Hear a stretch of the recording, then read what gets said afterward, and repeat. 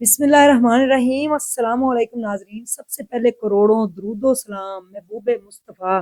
صلی اللہ علیہ وآلہ وسلم پر۔ یہ جو آپ کو تصویر نظر آ رہی ہے، یہ جو ایک بندہ آپ کو نظر آ رہا ہے، آپ دیکھ رہے ہیں کہ رو رہا ہے، بولا نہیں جا رہا، اپنے وقت کا بادشاہ تھا، ڈاکٹر تھا، بہت بڑا ڈاکٹر تھا، سرجن تھا، آپریٹ کرتا تھا، آؤٹ آف کنٹری میں بھی جا کے یہ آپریٹ کیا کرتے تھا،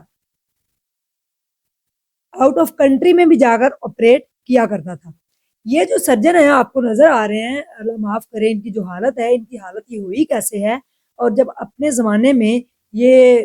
پروٹوکول کے ساتھ رہتے تھے، اور اگر ان سے کسی پیشنٹ نے چیک اپ کروانا ہوتا تھا تو یہ ان کا جو ٹائم تھا وہ 90 ڈیز کا تھا، یا 120 دن کے بعد مریض کو ٹائم ملتا تھا، یعنی کہ ان کے پاس ٹائم ہی نہیں ہوتا تھا، اور فیس ان کی بھاری بھرکم تھی، اور یہ بھاری بھرکم فیس لے کر لوگوں کا ٹریٹمنٹ کرتے تھے، اور 4 مہینے بعد یا 3 مہینے بعد پیشنٹ کی باری آتی تھی، جس وقت یعنی کہ وہ خود بھی ایکسپائر ہو جاتے تھے۔ اگر کوئی ایمرجنسی ہوتی تھی تو لوگ ان کو کہتے تھے، جو پیشنٹ چیک کروانا چاہتے تھے، کہ پلیز آپ ٹائم دے دیں، تو یہ ٹائم نہیں دیتے تھے۔ یعنی کہ جب انسان کو اللہ پاک عروج دیتا ہے، جب انسان کے پاس پیسہ آتا ہے، تو پھر اس کی گردن جو ہے اس میں سریا بھی آ جاتا ہے۔ یہ دیکھا گیا، اور کئی کئی آپ نے کتنے سکندرے یاد دیکھے آئے اور چلے گئے، کتنے کدے بڑے بڑے ترم خان آپ نے دیکھے اور آئے اور چلے گئے، کیونکہ رب جو ہے وہ ہمیشہ سے ہے۔ اس بندے کا اتنا بڑا پروٹوکول تھا کہ اس سے ٹائم نہیں ملتا تھا، لوگ مر جاتے تھے اس سے ٹائم لینے کے لیے۔ آخر کار اس کی یہ حالت ہوئی کیسے؟ اتنے بڑے سرجن کی آؤٹ آف کنٹری میں پروٹوکول کے ساتھ جانا، وہاں پہ ٹائم لینا، لوگوں کا آپریٹ کر کے واپس آنا، لیکن جو غریب لوگ تھے، جو انتظار کرتے تھے کہ کاش ڈاکٹر صاحب سے ہمیں بھی ٹائم مل جائے، تو میرے خیال میں ان کو مہینے میں 2-4 دن ایسے رکھنے چاہیے تھے کہ جس میں لوگوں کی بھلائی کا کام بھی کیا جاتا۔ تم میں سے بہترین وہ ہے جس کا اخلاق اچھا ہے، جس کے اعمال اچھے ہیں، ورنہ وہاں پہ جانے کی، جو جب مرنا ہے تو وہاں پہ جا کے جو ہے نئے کفن کی بھی ضرورت نہیں ہے، کیونکہ مردے کو وہ ہر چیز سے بے نیاز ہو جاتا ہے، اس کو کسی چیز کی کوئی ضرورت نہیں ہوتی۔ ان کو ڈاکٹر صاحب کو ہو گیا جی فالج، اور فالج اتنا ہوا ہے کہ اب یہ بول بھی نہیں رہے، اور دیکھ رہے ہیں آپ یہ تصویر ان کی نظر آ رہی کہ ان سے بولا بھی نہیں جا رہا۔ ان کی اپنی سگی اولاد، جن کے لیے انہوں نے ڈالر کمائے، جن کے لیے انہوں نے ہزاروں کی لاکھوں کی فیس لی،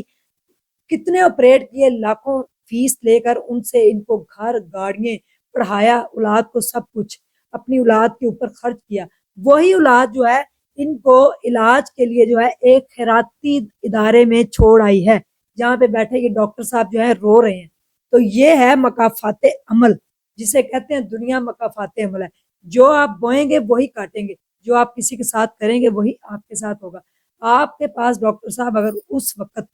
اتنا عروج تھا، تو کاش کہ آپ رب کے جو بندے ہیں، ماڑے بندے جو ہیں، جو غریب بندے ہیں، ان کی مدد کرتے، اور ان کو جو ہے وہ آپ چیک اپ ان کا کر لیتے، اور اپنی فیس میں تھوڑی کمی کر دیتے۔ میں نے ایسے ایسے ہٹلر ڈاکٹر دیکھے ہیں، سب کی بات نہیں ہو رہی، لیکن ایسے ایسے میں نے ہٹلر ڈاکٹر دیکھے ہیں جن سے میں خود چیک اپ کے لیے گئی ہوں، اور ان کی 5-5 6 6 ہزار فیس ہوتی تھی، میرے پاس پیسے نہیں ہوتے، تو میں ڈاکٹر صاحب تھوڑی سی فیس کم کر لیں، نہیں، گردن میں ان کی سریا ہوتا ہے۔ تو آج دیکھ لیں، توبہ پکڑیں اس ڈاکٹر صاحب کو دیکھ کر، جو آج مجبور ہیں اپنا علاج کروانے کے لیے کسی خیراتی ادارے کے اندر پڑے ہوئے ہیں۔ اولاد وہاں پہ چھوڑ کے چلی گئی کہ ابا جی اب آپ کی ضرورت نہیں رہی، کیونکہ جب والدین بوڑھے ہو جاتے ہیں تو اکثر اولادیں یہی کرتی ہیں، ان کو کہتی ہیں کہ ابا جی مر جائیں یا اماں جی مر جائیں، کیونکہ ان کی اب ضرورت نہیں رہی، یہ بوڑھے ہو گئے ہیں، نکارا ہو گئے ہیں، کسی کام کے نہیں رہے۔ لیکن وہ وقت بھی یاد کریں جب ان ڈاکٹر صاحب نے لوگوں کو ٹائم نہیں دیا، اور ان سے بھاری فیس کا مطالبہ کیا، آپریشن کرنے کے لیے بھاری بھرکم فیس لیتے تھے، ٹائم نہیں دیتے تھے، 3 ماہ بعد 4 ماہ بعد کا ٹائم ملتا تھا۔ آج خود اپنا علاج کرانے کے لیے کس ڈاکٹر سے اپوائنٹمنٹ لیں گے؟ کون ڈاکٹر ان کو اپوائنٹمنٹ دے گا؟ وہ بھی ان کے جیسے ہوں گے، ظاہر ہے، سیانے کہندے نے مجھاں دیاں بھیناں ہوندیاں۔ تو یہ ڈاکٹر صاحب کے حالات آپ کے سامنے، ان کو دیکھ کے عبرت پکڑیں، یہ ہے عبرت کا نشان۔ ڈاکٹر صاحب بن چکے ہیں جو ایک زمانے میں اتنا عروج، اتنے بڑے سرجن، اور آج جو ہے علاج کرانے کے لیے کسی خیراتی ادارے میں پڑے ہوئے۔ اسی لیے کہتے ہیں کہ ہمیشہ سے جو ہے اللہ کے بندوں کی خدمت کرنی چاہیے، اللہ کے بندوں کے اوپر جو ہے وہ شفقت کا ہاتھ رکھنا چاہیے، کیونکہ رب کہتا ہے آپ زمین والوں پہ رحم کریں، میں آپ کے اوپر رحم کروں گا۔ تو کام ایسے کر جائیں، آپ کا چرچا آسمانوں پہ ہو، زمین میں چرچا کروا کے شہرت لے کے پیسہ دکھا کے آپ نے کیا کرنا ہے؟ کام تو وہ ہو کہ پھر جنت الفردوس جو ہے وہ انتظار کر رہی ہو، جب اللہ سے ملاقات ہو تو اللہ سے ملاقات کا وقت جب نزدیک آئے تو پہلے ہی پتہ چل جائے کہ آپ نے جو ہے اس کو دکھا دیا جائے کہ یہ تیرا مقام ہے، جو تو نے دنیا میں کیا یہ تھا۔ اور اس طرح کے جو لوگ ہیں ان سے جو ہے ہم یہی کہیں گے کہ ایسے ڈاکٹروں کو اللہ پاک ہدایت دے، اور ان ڈاکٹر صاحب کو اللہ پاک صحت تندرستی والی لمبی زندگی دے، ہم ان کے لیے دعا گو ہیں۔ اور جو بھی خیراتی ادارے کے اندر یہ داخل ہیں یا وہاں پہ ان کو رکھا گیا ہے، اکاموڈیشن دی گئی ہے، تو وہ ان کا پراپر علاج کروائیں، وہ پھر بھی ان کے ساتھ وہ نہ کریں جو انہوں نے لوگوں کے ساتھ کیا۔ اللہ حافظ۔